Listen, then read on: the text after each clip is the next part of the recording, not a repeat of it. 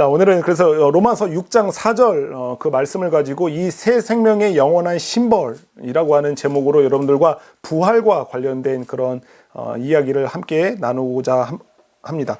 자, 여러분들 자, 이 마크 또 이걸 또 심벌이라고도 이야기를 하거든요. 그러니까 심벌이라고 하는 것을 제가 국어 사전을 좀 찾아보니까 이게 구체적이지 않고 확실하지 않은 것을 구체적이고 그리고 의미 있게 또 눈에 보이는 것으로 나타내는 어떤 일, 이거를 심벌이라고 이야기를 하더라고요. 근데 이 심벌, 이거를 보면은 여러분들 뭐가 생각나나요? 하나, 둘, 셋. 그렇죠. 애플, 그렇죠. 애플이라고 하는 게 딱 생각이 나기도 하고, 그 애플 하면 또 아이폰이라고 하는 게 또 딱 생각이 나고, 그리고 뭐 이 마크를 보면은 저도 여기 뒤에 이렇게 되어 있지만 아이패드를 딱 떠올리는 사람이 있을 수도 있고, 아니면은 이 사과 마크를 보면은 어떤 맥북, 노트북이라고 하는 이미지를 딱 떠올릴 수도 있는 그런 심벌이기도 하죠. 자, 이거는 뭐죠? 하나, 둘, 셋. 다 알아, 그죠? 예, 요 마크, 요 심벌을 보면은 샤넬이라고 하는 브랜드 이름이 딱 떠오르죠, 그죠? 이게 그 로고이기도 하고 심벌이기도 하죠. 그러면 샤넬 하면은 뭐가 딱 생각이 나세요, 여러분들은? 여자분들은 가방, 그렇죠. 예, 영원한 로망이죠. 예, 우리 여성분들의 영원한 로망, 남자들에게는 엄청난 어떤 부담, 무게. 그런 게 생각이 나는. 또 샤넬 하면 또 뭐가 떠오르세요, 여러분들은? 향수? 그렇죠, 향수, 그죠? 예, 뭐 유명한 향수도 있죠. 넘버 5라고 하는 그런 향수도 있고, 되게 오래전부터 향수로서 되게 유명한 브랜드 중에 하나가 또 이 샤넬입니다. 자, 그러면은 이 로고 아니면은 이 심벌, 이거 하면은 뭐가 떠오르세요, 여러분들은? 딱 드는 생각. 예수님. 교회, 그쵸? 교회라고 하는. 우리 진경자매는 이거 보면은 뭐가 떠오르시나요? 교회가 딱 떠오르시죠? 그러면, 자, 그럼 이 심벌을 보면은 교회가 딱 떠올라요. 그 교회라고 하는 것을 딱 떠올리면은 또 어떤 이미지가 딱 떠오르세요? 아니면 어떤 단어가 딱 떠오르세요? 교회라고 하면. 그냥. 성전, 또. 거룩함.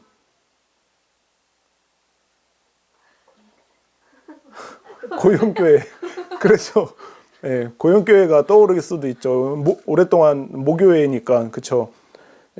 이게 맞아요. 이 십자가를 보면은 사람들은 대부분 다 교회라고 하는 것을 떠올리기도 하고, 또 예수님, 예수님이라고 하는 분을 떠올리기도 해요. 그래서 이 예수님이라고 하는 이미지가 떠오르는, 교회라고 하는 이미지가 떠오르는, 그리고 기독교라고 하는 이미지가 떠오르는 게 바로 이 십자가 심벌이에요. 그렇죠? 그런데 여러분들, 이 심벌을, 기독교에서 쓰고 있는 이 심벌을 또 다른 종교에서도 사용하고 있는데 어디에서 또 사용하고 있죠? 성당? 그렇죠. 천주교, 카톨릭에서도 이 십자가라고 하는 이 심벌을 사용하고 있단 말이에요. 이 심벌인데 똑같은 십자가인데 카톨릭의 십자가와 우리 기독교의 십자가와 다른 점이 있어요. 혹시 어떤 점이 다른지 아십니까? 한번 보여드릴게요. 카톨릭에서 사용하는 십자가는 이 십자가예요. 그렇죠? 많이 보셨을 거예요. 성당에 있는 그런 어떤 그림이나 아니면은 동상 같은 것을 통해서 보셨을 텐데, 이것과 이것은 어떻게 다른 거죠? 그렇죠, 그렇죠. 그렇죠. 여기에는 예수님이 십자가에 못 박혀 있는 십자가를 사용을 하고 있고, 우리들은 이렇게 예수님이 십자가에 달려있지 않은 십자가를 사용하고 있는 게 굉장히 독특하게 다른 부분이기도 해요. 그렇다고 카톨릭에서, 천주교에서 예수님이 못 박혀 있는 십자가를 아닌 십자가를 사용하지 않느냐, 또 그건 아니거든요. 그렇게 사용하기도 하는데 거의 대부분이 카톨릭에서 사용하는 십자가는 예수님이 십자가에 못 박혀 있어요. 그렇지만 우리들은 못 박혀 있는 십자가를 사용하는 경우는 거의 없어요. 웬만하면. 그것이 무슨 차이냐면은, 예수님은 원래 십자가에 못 박혀 죽으셨죠. 그런데 어떻게 되셨죠? 부활하시기 전에 그렇죠. 예, 십자가에서 내려오셨어요.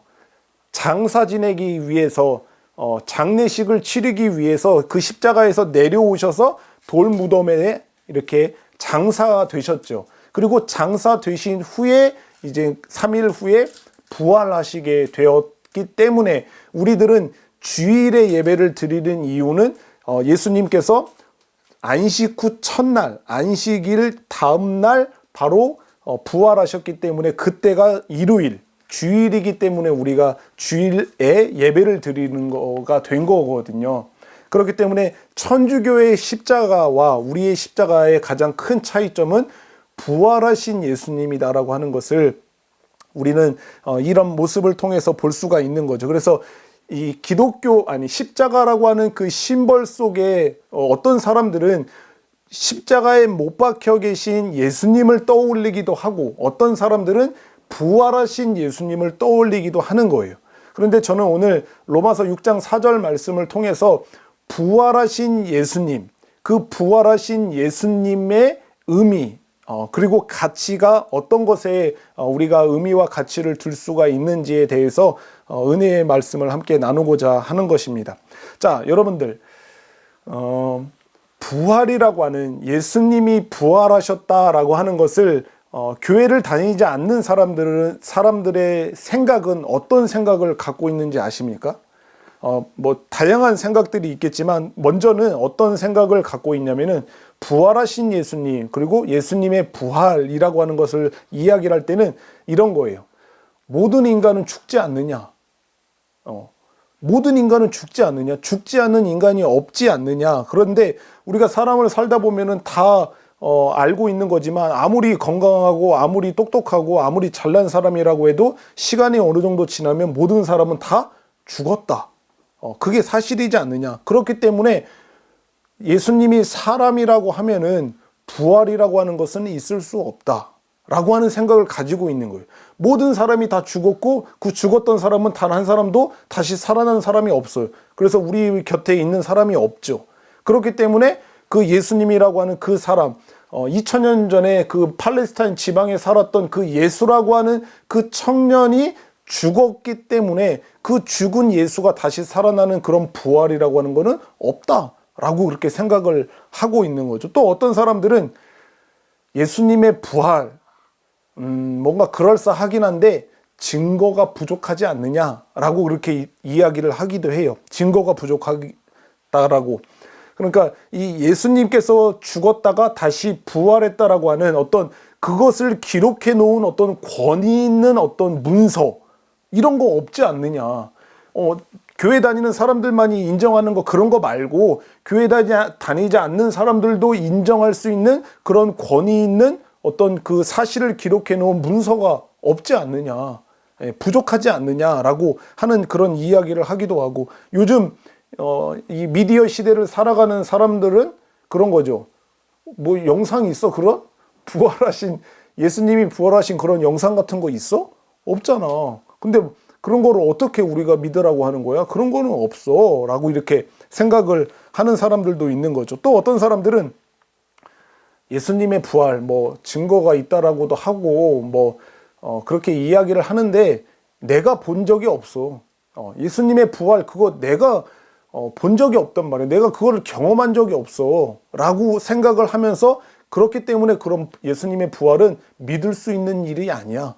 그런 부활 같은 거는 없어. 라고 생각을 하는 사람들도 있게 되는 겁니다. 또 어떤 사람들은 이렇게 이야기를 하죠. 그거 예수님이 뭐 죽었다가 3일 만에 다시 살아났다라고 하는 그거 그냥 예수님 믿는 그런 너희 교회 다니는 그런 사람들이 만들어낸 허구 아니야. 그냥 꾸며낸 이야기 아니냐. 사람들 포교하려고 사람들 자기네 종교 믿게 하려고 그거 만들어낸 그런 허구의 이야기 아니야. 그냥 거짓말로 만들어낸 이야기 아니야. 그딴 거를 누가 믿고 예수라고 하는 사람이 부활했다라고 생각을 하겠어.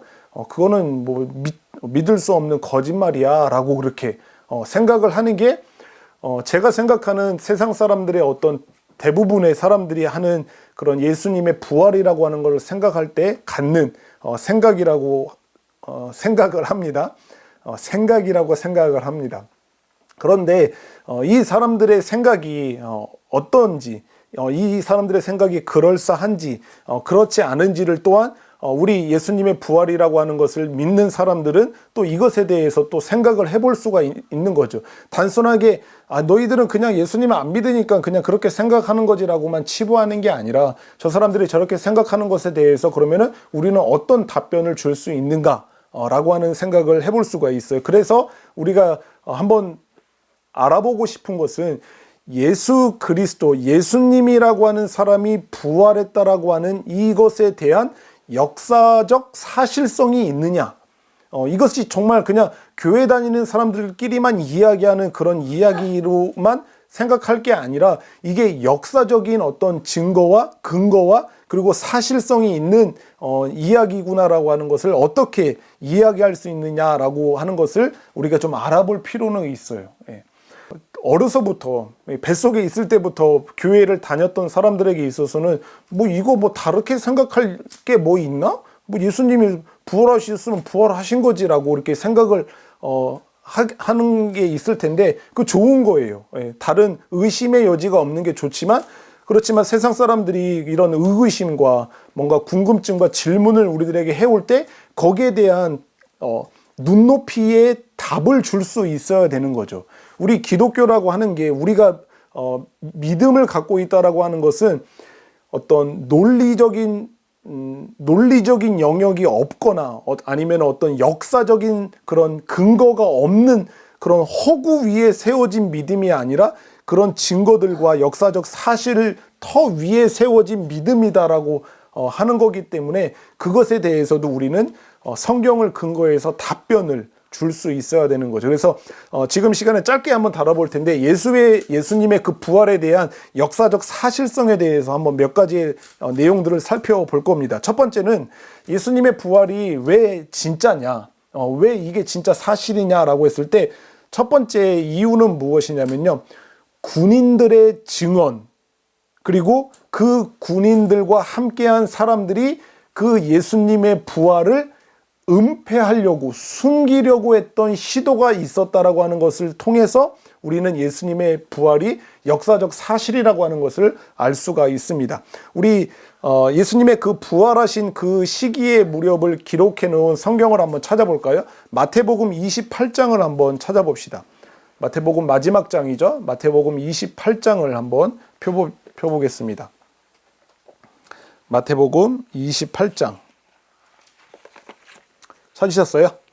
자, 그러면은 12절과 13절을 한번 같이 읽어보겠습니다. 마태복음 28장 12절과 13절 준비 시작. 그들이 장로들과 함께 모여 의논하고 이르되 너희는 말하기를 그의 제자들이 이 밤에 와서 우리가 잘 때에 그를 도둑질하여 갔다 하라. 지금 이게 어떤 장면이냐면요, 예수님께서 부활하셨단 말이에요.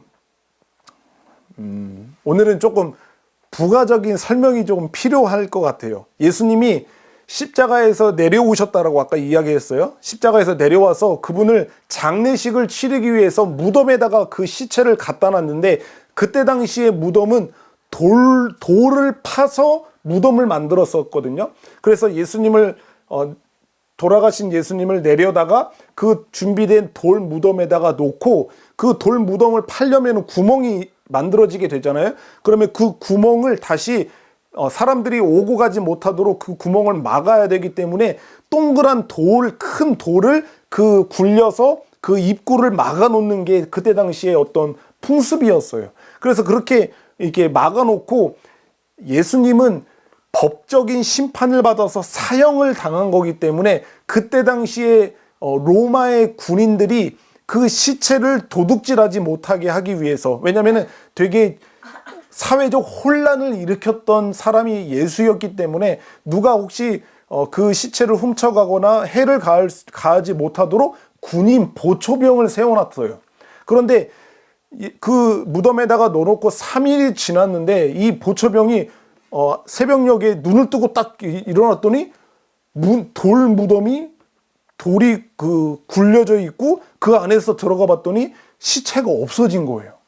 그래서 이것을 막 빠르게 이 군인이 가갖고서는 보고를 했는데, 누구한테도 보고를 했냐면은 그때 당시에 사회적인 어떤 권위가 되게 많이 있었던 하나님을 믿는 대제사장들, 어떤 서기관들, 이런 사람들에게도 그 보고가 들어간 거죠. 그러니까 그 사람들이 그 군인의 표정과 그 사실을 보고하는 군인의 표정과 그의 말투와 그의 행동을 보고, 아, 이거 진짜구나, 얘가 지금 쇼하는 게 아니구나 라고 생각을 하고 그것에 대해서 생각을 잠깐 한 거예요. 그리고 나서 어떤 조치를 내리게 되는데, 이 조치를 내리게 되는 거죠. 12절에 그들이 장로들과 함께 모여 의논을 한 거예요. 야, 이거 어떡하냐? 야, 이거 어떡해? 난리 났는데? 진짜 그 예수라고 하는 사람이 그 전에 이야기한 것처럼 다시 살아난다라고 이야기를 했는데 진짜 없어져 버렸네? 야, 이거 어떡하지? 라고 꿍짝꿍짝 해갖고서는 의논하여서 결정한 게 뭐냐면은 군인들에게 돈을 많이 준 거예요. 왜? 지금 이 군인들은 다 보고 듣고 알았잖아요. 예수의 십자가가 갑자기 없어진 거를. 그래서 돈을 많이 주고 이르되 너희는, 그러니까 군인들에게 지금 이야기를 하는 거예요. 너희는 말하기를 그의 제자들이 밤에 와서 우리가 잘 때에 그를 도둑질하여 갔다. 보초병들이 잠깐 보초를 서고 있었는데 깜빡 졸았어. 근데 그 잠든 사이에 예수님을 따르던 제자들이 그 무덤 돌을 굴리고 예수님의 시체를 몰래 훔쳐갔다라고 사람들에게 이야기를 해라. 왜냐면은 예수님이 말한 것처럼, 살았을 때 말했던 것처럼 진짜 그가 살아나서 무덤에서 사라져 버렸다라고 하는 거를 사람들이 다 알게 되면은 이제 자기들의 입지가 약해지는 거예요. 예수님이 더 그의 말이 신빙성이 있게 되는 거죠. 그러면 안 되니까 거짓말을 하라는 거예요. 돈을 주면서. 왜냐면은 사람이 뭘 먹어야 거짓말도 하는 거잖아요. 그죠? 돈을 주면서 거짓말을 해라 라고 한 거죠. 이 사실이야말로 예수님의 부활이 사실이다라고 하는 것을 증명하는 거죠. 예. 그쵸? 만약에 예수님의 부활이 사실이지 않았으면 이들이 이런 것을 은폐하거나 이런 것을 숨기고 이렇게 거짓말하라고 하지 않았겠죠. 그래서 우리는 이 사실을 통해서도 예수님의 부활이라고 하는 것이 사실이었구나라고 하는 것을 볼 수가 있고, 그리고 그때 당시에 로마라고 하는 나라가 전 세계를 지배하고 제패하고 있었기 때문에 로마의 그 시체가 없어진 사건 또한 그때 당시의 기록으로, 역사적 기록으로 다 기록이 남아져 있습니다. 그것을 보고도 이 예수라고 하는 사람이 부활했다라고 하는 사실을 우리 역사적으로 확인을 할 수가 있는 거죠. 그리고 두 번째, 예수님의 부활의 역사적 사실성은 무엇이냐면요, 부활한 예수를 보고 만난 수많은 증인이 있었다라고 하는 거예요. 그냥 예수님이 부활하시고 나서 그냥 몇몇의 자기를 따랐던 가까운 몇몇의 사람들에게만 보였던 게 아니라 그렇지 않은 수많은 사람들에게도 부활하신 예수님이 보였다. 그리고 그를 만났던 사람들이 있다라고 하는 것을 역사적 사실로 기록해 놓고 있다라고 하는 것을 통해서 우리는 예수님의 부활이 역사적 사실이다라고 하는 것을 볼 수가 있어요. 그렇지 않겠어요? 만약에 이 부활이라고 하는 것이 거짓말인데 이것을 꾸며낸 이야기라고 만약에 한다면은 그 아주 친한 몇몇 사람들에게 확실하게 그렇게 보였다라고 이야기를 하지, 아무 관계도 없고 그들에게 만난 적도 없는 사람들의 눈에도 그 사람들이 보였다라고 말은 하진 않을 거 아니에요. 그렇기 때문에 우리는 부활하신 예수님을 만난 수많은 증인들, 그 증인들의 이야기를 통해서도 역사적 사실이다라고 하는 것을 우리가 증명할 수가 있고, 그리고 세 번째로는 목숨을 걸고 죽음을 불사하고 예수님의 부활을 증거했던 사람들을 통해서 예수님의 부활이 역사적 사실이다라고 하는 것을 우리는 증거할 수가 있습니다. 이게 무슨 말이냐면요, 예수님께서 부활하셨다, 우리와 함께 있었던 그 예수님이 십자가에서 죽으시고 그분이 다시 살아나셔서 우리와 만나시고 그분이 다시 하늘로 올라가셨다라고 하는 이것을 직접 체험한 사람들, 본 사람들, 이 사람들은 이것을 세상 가운데의 이야기함을 통해서 죽임을 당했거든요. 그때 당시에 사회적 무리를 일으켰고 로마의 어떤 나라의 어떤 지배를 받지 않고 그에 대해서 저항하려고 하는 세력으로 취급받았던 예수를, 그리고 그를 따랐던 사람들이 자꾸 예수님이 부활했다라고 하는 이야기를 하면 할수록 자신들의 목숨은 위험해지는 거예요. 그때 당시에는. 그렇기 때문에 자기가 예수님이 부활했다라고 하는 것이 조금이라도 의심스럽거나 아니면은 예수님이 부활했다라고 하는 것이 거짓말로 포교를 위해서 몇몇 사람들이 만들어낸 만약에 거짓말이라고 했다면, 다시 의심스럽거나 거짓말로 만약에 만들어낸 이야기라고 했다고 하면은 자기의 목숨이 지금 죽어나가는 상황 속에서도 예수님이 부활하셨다라고 하는 것을 누가 말하겠어요? 그쵸? 이거 이렇게까지 이런 위험이 올 줄은 모르고 나는 그냥 꾸며낸 이야기고 조금 의심스럽고 그럴 수도 있다라고 생각을 했지만, 이거 장난 아니네. 나 이제 곧 이거 더 이상 이 예수님의 이야기를 얘기했다가는 이거 나 좀 있으면 죽게 되겠네? 라고 하는 생각이 들면 어떡하겠어요? 죄송해요. 제가 이거 긴가민가 했는데 그냥 몇몇 사람들이 얘기하길래 저도 그냥 그렇게 이야기했어요 라고 하면서 자기의 이야기를 철회하지 않겠어요? 그쵸? 지금 교수대에 올라가고서는 목이 밧줄에 감겨갖고서 좀 있으면 이제 죽을 이제 지경이 됐어요. 그런데 우리 예수님을 따랐던 몇몇 사람들과 꾸며낸 이야기로서 우리 예수님 믿는 사람들이 많아요. 우리도 높은 지위에 올라가고 우리도 한몫 챙길 수 있으니까 예수님이 예전에 이야기했던 것처럼 예수님이 부활했다라고 그렇게 거짓말을 하자. 그렇게 만들면 아마 사람들이 믿을 거야. 그렇게 해서 꾸며낸 이야기라고 해서 막 이야기하다가 어느 순간 보니까 내 목에 밧줄이 묶여져 있어. 그럼 그 순간에 어떻게 하겠어요? 저기요, 죄송해요. 제가 죽을 죄를 졌습니다. 그쵸? 제가 성공에 눈이 멀어갖고 없는 이야기를 지어서 얘기했습니다. 저 한 번만 살려주십시오 라고 하지 않겠어요? 그런데 그런 사람이 없어요. 다들 그런 상황 속에서도 예수님이 부활했다라고 하는 것을 선포하고 그리고 증언하면서 결국 끔찍한 죽음을 맞이했다라고 하는 것을 성경뿐만 아니라 역사적 기록에도 다 기록이 되어 있는 것을 보면은 예수님이 진짜로 부활했다라고 하는 것을 우리는 증명할 수가 있는 거죠. 왜냐하면은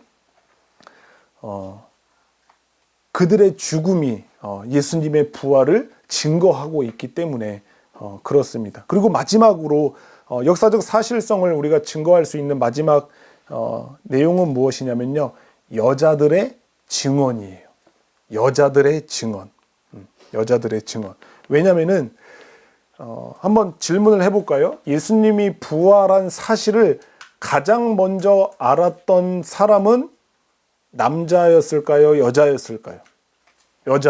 여자였죠. 그쵸? 새벽에 예수님의 시신에 무엇인가를 드리고 또 바르기 위해서 예수님의 무덤을 찾아갔던 그 여인들이 빈 무덤을 보고 기뻐 뛰면서 돌아가서 사람들에게 예수님이 부활했습니다. 제자들에게 예수님이 부활하셨습니다. 라고 제일 먼저 부활의 사실을 이야기를 했던 사람들이 여자들이었어요. 이게 왜 역사적 사실성을 증거하는 거냐면은 그때 당시에 여자는 사람 취급을 받지 못했던 시대예요. 지금은 여기 몇 명 있어요 라고 하면은 지금 셋, 다섯, 여섯 명이 있다라고 이야기를 하잖아요. 근데 그때 당시에 예수님이 사셨던 그 유대인의 시대의 문화에서는 여기 몇 명이 있어요 라고 하면은 2명이 있어요 라고 대답을 하는 거예요. 왜냐면은 여자들은 사람의 숫자를 셀 때도 빼버리는, 그만큼 여자의 어떤 가치나 어떤 그 권위가 굉장히 낮았던 시대였거든요. 그렇기 때문에, 그리고 여자들이 밖에서 무엇인가를 말한다, 무엇인가를 증언한다, 이거는 증거로 받아들여지지도 않았던 시대였거든요. 그런데 예수님의 부활했다라고 하는 거짓말을 하려고 하는 사람들, 가짜로 예수님이 부활했다라고 하는 것을 말하려고 하는 사람들이 만약에 성경에다가 기록을 해놨다면은 그 증언으로 받아들여지지도 않는 여자들의 이야기를 거기다가 왜 기록해 놓겠어요? 되게 권위 있고 그리고 믿을 만한 사람의 어떤 이야기를 그 사람이 예수님의 부활을 목격하고 그것을 증거했다라고 기록을 해놓는 게 사람들이 훨씬 잘 믿을 거 아니에요.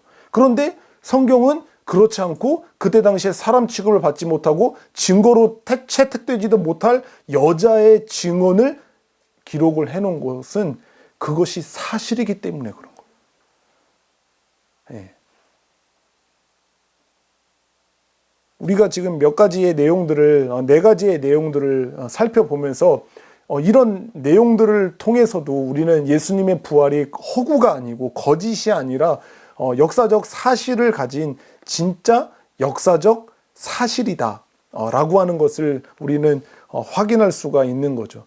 여러분들도 이런 내용들을 잘 기억을 해 두시고 세상 사람들이 그냥 그들이 약간의 성경에 대한 무지 그리고 역사적 사실에 대한 어떤 무지함으로 인해서 그런 내용들을 알고 그것을 대해서 질문을 할 때 우리들은 야 너는 그냥 교회 안 다니니까 그렇게 생각하지 라고 그렇게만 대답을 하는 것이 아니라 봐봐 이게 이런 거고 이게 이렇기 때문에 예수님의 부활은 당연히 진짜라고 말할 수밖에 없어. 그거는 역사적 사실이야 라고 그렇게 증거를 제시해 주면서 그들을 잘 설득을 해야 되는 거예요.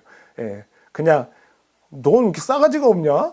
내가 믿는다라고 하는 거 너는 왜 가짜라고 이야기해? 막 이런 식으로 그렇게 얘기하는 게 아니라 잘 설명을 해주면서 이야기를 해줘야 되겠죠. 그런데 여러분들 이제 또 하나 이제 부차적으로 설명을 드릴 거는 아무리 이렇게 역사적 사실이 있다라고 하는 것을 이야기를 해도 결국에는 예수님의 부활을 믿는다라고 하는 것은 믿음이에요. 믿음.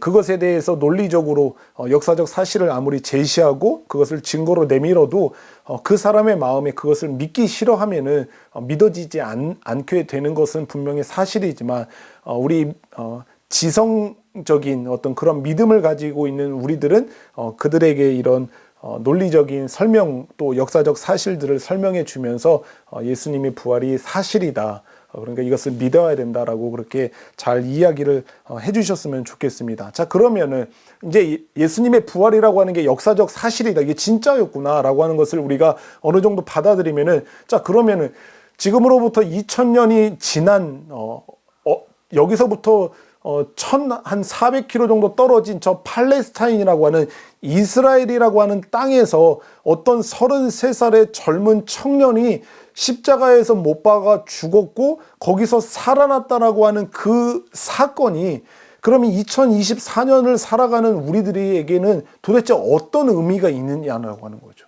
그것이 우리들에게 어떤 의미가 있기에 우리가 지금 2000년이 지난 그 어떤 청년 예수의 죽음과 그 부활의 이야기를 우리는 지금도 해야만 하는 것일까요? 라고 하는 것을 한번 살펴보고자 하는 건데 첫 번째는요, 우리들이 왜 지금도 여전히 이 부활이라고 하는 것을 이야기를 하고 이것을 가르치고 이것을 왜 계속 선포해야 하냐면은 제일 첫 번째는 부활은 첫 열매이기 때문에 그렇습니다.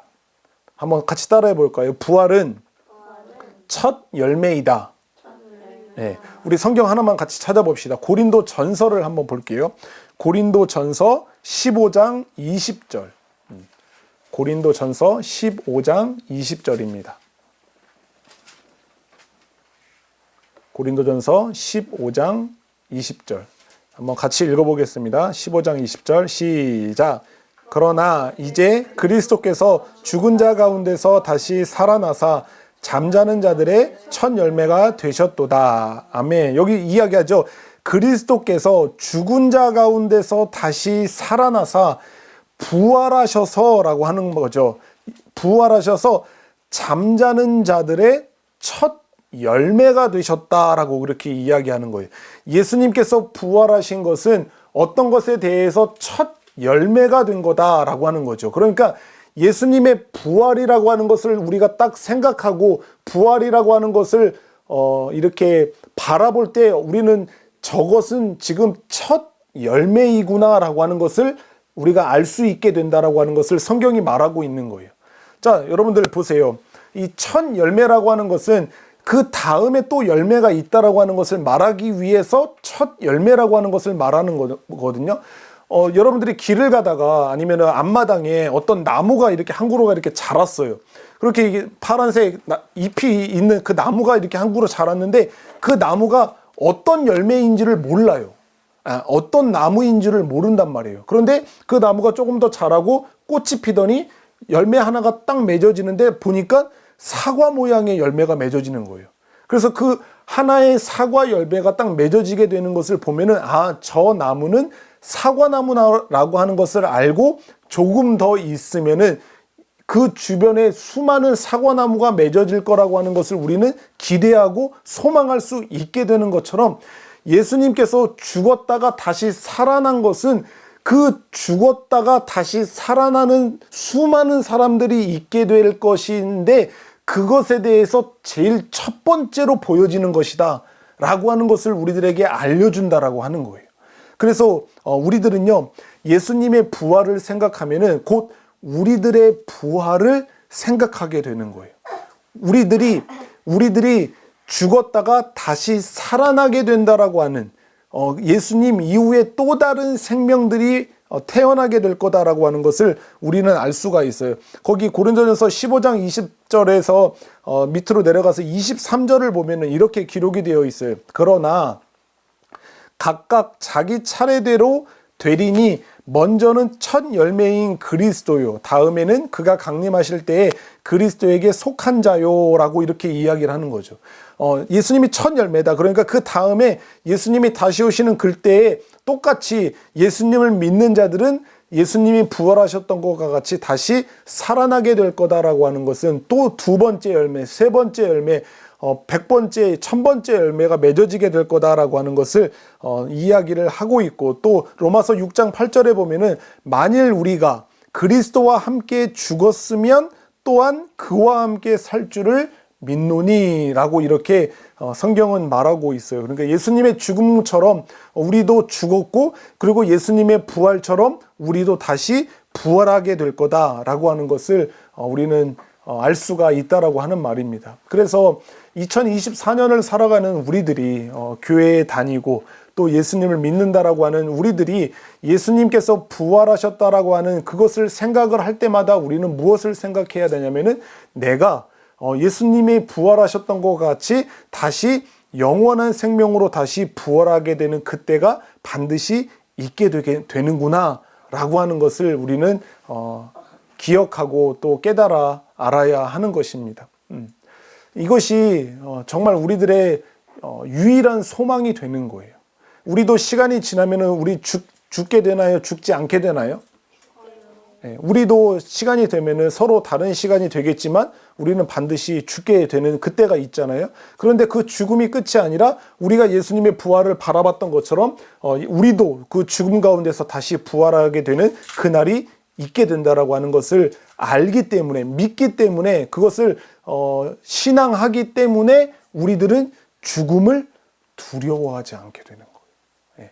죽음을 두려워하지 않을 수가 있는 거죠. 왜냐하면 우리가 잠자다가 다시 깨어나는 것처럼 우리 죽었다가 다시 영원한 생명으로 다시 살아나는 그날이 반드시 오게 될 거기 때문에 우리들은 죽음을 두려워하지 않는 그런 소망을 갖고 살아갈 수 있게 되는 것입니다. 이것이 그리스도인들, 기독교인들이 갖는 그 신앙의 영광이에요. 진짜로 이게 모든 사람들이 다 죽음의 종로를 타고 죽음을 무서워하면서 살아가거든요. 그런데 우리 그리스도인들, 이 부활 신앙을 갖고 있는 사람들은 그렇지 않을 수 있는 거죠. 물론 우리가 어떤 죽음으로 맞이하게 될지는 모르겠지만 그 죽음을 맞이하는 그 순간에는 두려움도 있을 거고 슬픔도 있겠죠. 어떤 인간적인 관계들이 끊어지고 또 아쉬움과 그런 저기가 있어서 그런 슬픔이 있을 수는 있겠지만 이런 부활 신앙을 갖지 못한 사람들이 갖고 있는 그런 불안함과 그런 공포는 우리에게는 절대로 있을 수가 없다라고 하는 것을 같이 이야기를 해야 되겠습니다. 또한 우리들은 이 예수님, 부활하신 그 예수님을 볼 때 우리는 또한 무엇을 생각을 해야 되냐면요. 한번 따라해 봅시다. 새 생명으로 이 세상을 살아가게 한다. 우리들은 새 생명으로 이 세상을 살아가게 하는 그 힘이 바로 예수님의 부활이다라고 하는 것입니다. 우리 오늘 본문으로 다시 한번 돌아와 볼까요? 로마서 6장이죠. 자, 6장 4절을 다시 한번 읽어보면 좋겠습니다. 같이 읽어볼게요. 시작. 그러므로 우리가 그의 죽으심과 합하여 세례를 받음으로 그와 함께 장사되었나니 이는 아버지의 영광으로 말미암아 그리스도를 죽은 자 가운데서 살리심과 같이 우리로 또한 새 생명 가운데서 행하게 하려 함이라. 아멘. 아멘. 우리는요, 예수님이 십자가에 못 박혔을 때 우리들의 예수님을 믿는 사람들은 예수님과 함께 우리의 옛사람이 그와 함께 십자가에 못 박혀서 그 모든 죄값을 치른 거예요. 그렇죠. 그 예수님과 함께 죽었고, 그리고 오늘 성경의 표현대로 예수 그리스도께서 죽은 자 가운데서 다시 살아나심과 같이, 그 부활하심과 같이 우리들은, 이 땅 가운데서 살아가는 우리들은 새 생명 가운데서 행하게 하기 위해서 예수님께서 또한 부활하셨다라고 하는 것을 오늘 성경이 말해주고 있습니다. 저와 여러분들은요, 그리스도인으로서 믿음을 가진 자로서 거듭났다라고 이야기를 하잖아요. 그죠? 거듭난 자라고 이야기를 합니다. 거듭났다라고 하는 것은 말 그대로 다시 태어난 사람들이에요. 예. 이게 우리가 거듭났다라고 말하고 다시 태어났다라고 이야기를 하면은 이게 사람들은 되게 가볍게 생각하는, 그냥 그렇다고 쳐. 그냥 그렇다라고 이야기를 그냥 그렇게 하는 거지라고 하는 거 생각하는 사람들이 많은데 그렇지가 않은 거예요. 진짜 죽었다가 다시 새로운 생명으로 태어난 사람들이 바로 그리스도인들인 거예요. 예. 고린도전서 5장 17절이죠. 우리가 잘 아는 말씀이에요. 누구든지 그리스도 안에 있으면 새로운 무엇이라? 피조물이라. 왜 새로운 피조물이라고 이야기하냐면 완전히 죽었다가 다시 태어났기 때문에 새로운 피조물인 거예요. 새로운 생명으로 우리가 태어난 거기 때문에 우리가 거듭났다라고 이야기하는 거고 새로운 피조물이라고 이야기를 하는 거예요. 그러니까 기독교를요, 생각할 때 사람들이 기독교라고 하는 것을 생각할 때 그냥 우리와 똑같은 사람인데 예수님을 믿는 사람들은 조금 더 선하고 조금 더 착하게 되고 그 신앙생활이라고 하는 것을 점점 하다 보면은 조금 더 교양 있게 되고 조금 더 선한 사람으로 그냥 조금 더 발전하는 거라고 하는 생각을 갖는 사람들이 많아요. 예.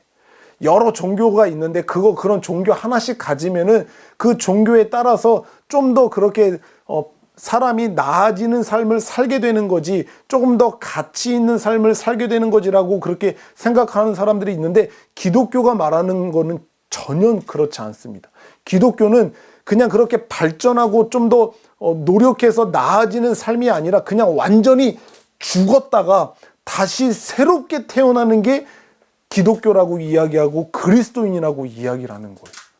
예. 할렐루야. 예. 예. 우리의 수준이 그런 거예요. 그 정도예요. 예. 완전히 죽었다가 완전히 새로운 사람이 되는 거. 예. 새로운 사람이 됐잖아요. 그렇죠? 예. 물론 우리 사람의 눈으로 볼 때는 아직도 모자라고 부족한 게 많은 것처럼 보이지만 우리의 영적인 눈을 들어서 사람들을 그렇게 바라보면은 완전히 새로워진 거예요. 완전히 죽었다가 다시 태어난 거죠.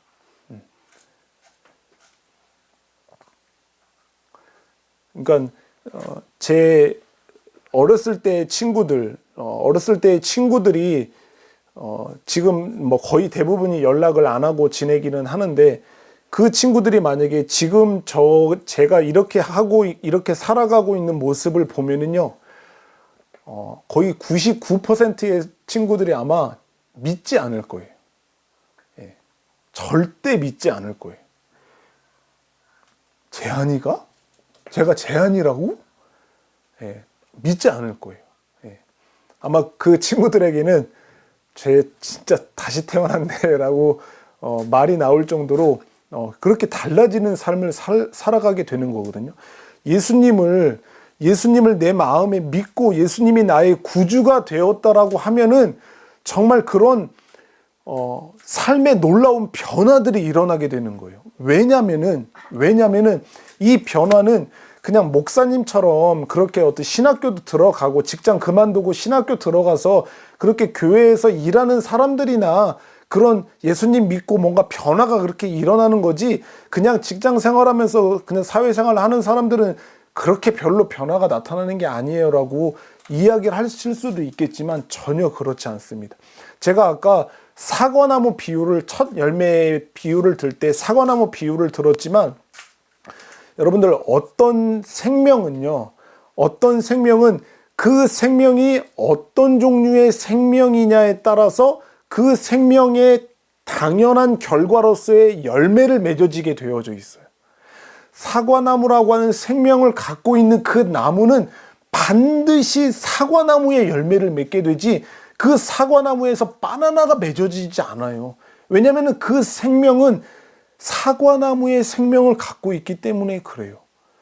배나무는 배의 생명을 갖고 있기 때문에 배라고 하는 열매를 반드시 맺어낼 수밖에 없게 되는 것처럼, 우리 그리스도인들, 예수님을 믿고 새로운 생명으로 거듭난 사람들은 그 생명 자체가 달라졌기 때문에 그 새로운 생명, 예수 그리스도라고 하는 새로운 생명에 합당한 열매들이 당연하게 맺어지게 되는 거예요.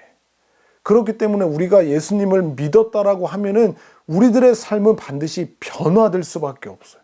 달라질 수밖에 없어요. 왜냐하면은 우리 안에 계신 그 하나님, 성령님께서 그 삶을, 이전과 같은 삶을 살아갈 수 없게, 그리고 우리 안에서 그 새로운 생명의 발현으로서 새로운 열매를 맺어내게 하시기 때문에 우리들은 새로운 생명의 열매를 맺어내며 살아갈 수밖에 없게 되는 겁니다.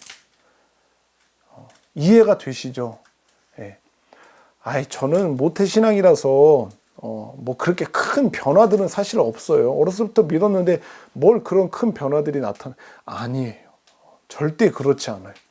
모태신앙이면 더욱더 하나님에 대한 말씀의 깊이도 있을 것이고, 오랫동안 신앙했기 때문에 그 하나님을 더 배우고 알면 알수록 그 하나님께서 우리에게 주시는 은혜가 더 크고 깊기 때문에 그런 그 은혜를 받은 자들로서 삶에서는 더 많은 변화들이 나타나게 된다라고 하는 것을 꼭 기억하셨으면 좋겠습니다. 아셨죠? 우리 기독교라고 하는, 그리스도인들이라고 하는 것은 그 정도의 수준에서 시작하는 거예요. 완전히 죽었다가 다시 살아나는 거. 그런 사람들이 그리스도인인 거지. 이제 점점 다시 살아나게 되는 사람들이 아니에요. 나는 아직 그리스도인이 아닌데 이 교회에서 한 1년, 2년 봉사하고 성가대 좀 하고 교사도 좀 하다 보면은 다시 태어나게 되겠지라가 아니에요. 무슨 그 나비가 아래에 있다가 애벌레가 되고,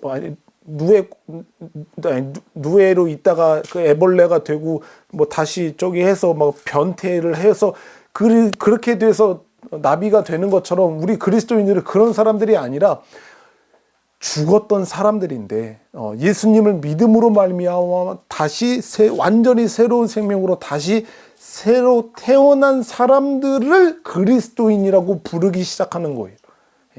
거기서부터 출발하는 게 기독교인 거예요.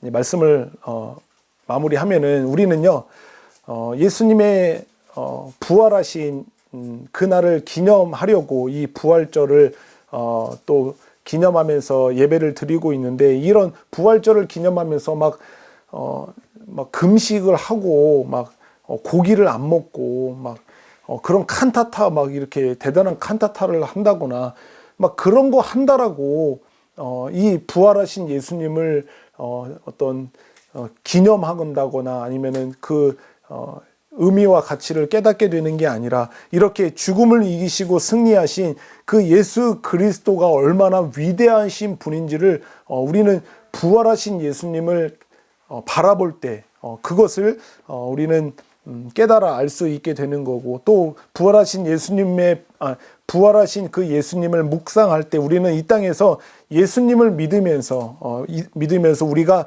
새로운 생명으로 살아가고 있구나. 예수님의 부활을 바라볼 때 그 부활하심으로 인해서 내가 새로운 생명으로 이 땅 가운데서 살아가고 있고, 그 새로운 생명의 능력이 내 안에 있어서 그 새로운 생명의 능력으로 우리의 이 삶을 내가 살아가야 하는 거구나라고 하는 것을 깨닫게 되어야 하는 것입니다. 생명은요, 아까 이야기한 것처럼 그 생명의 어떠함에 따라서 합당한 열매를 맺는다라고 이야기를 했습니다. 저와 여러분들이 예수 부활의 그 생명을 가진 자로서 그 예수 부활의 새 생명으로 이 땅 가운데서 살아가고 있음을 기억하시면서 우리가 삶의 어느 영역에서 살아가든지 부활하신 예수님을 증거하셨으면 좋겠어요. 사람들을 만나서 이야기를 할 때 부활주일만 사람들에게 부활하신 예수님을 말하는 게 아니라 우리가 복음을 전하는 그때에도 부활하신 예수님, 죽음을 이기시고 부활하셔서 우리의 산 소망이 되시고 첫 열매가 되시는 그 부활하신 예수님을 전하는 삶을 사실 수 있었으면 좋겠고, 그럴 뿐만 아니라 우리 안에 있는 그 새로운 생명으로 살게 되었으니 하나님을 사랑하고 그리고 우리 주변의 이웃을 내 몸과 같이 그렇게 사랑하는 그 삶을 살아가실 수 있는 저와 여러분들이 되시기를 주님의 이름으로 축복합니다. 이것이 열매 맺는 삶인 거죠. 이것이 부활하신 예수님의 생명으로, 새로운 생명으로 열매를 맺는 그런 사람들의 당연한 삶이다라고 하는 것입니다. 사람은 삶의 목적이 분명히 있다라고 했잖아요. 하나님을 영화롭게 하는, 그리고 그분으로 인하여 영원토록 즐거워하는 그 삶을 살아가는 것이 바로 우리들의 삶의 목적인데, 우리의 안에 있는 그 부활의 새 생명을 통해서 이 하나님을 영화롭게 하고 그분을 영원토록 즐거워하는 삶을 살아갈 수 있게 된다라고 하는 사실을 반드시 기억하시고, 저와 여러분들의 삶 속에 부활하신 예수님을 증거하시는 삶뿐만 아니라 하나님께서 맺어지게 하시는 새로운 생명에 합당한 그런 아름다운 열매를 우리의 삶 가운데서 풍성하게 맺어내면서 살아가시는 저와 여러분이 되시기를 예수님의 이름으로 축복드립니다. 아멘, 아멘.